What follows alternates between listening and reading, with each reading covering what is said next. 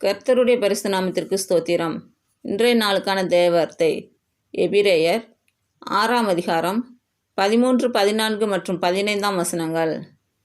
ஆபிரகாமுக்கு தேவன் வாக்குத்தத்தம் பண்ணின போது ஆணையிடும்படி தம்மிலும் பெரியவர் ஒருவரும் இல்லாதபடியினாலே தமது பேரிலே தானே ஆணையிட்டு, நிச்சயமாக நான் உன்னை ஆசீர்வதிக்கவே ஆசீர்வதித்து உன்னை பெருகவே பெருக பண்ணுவேன் என்றார்.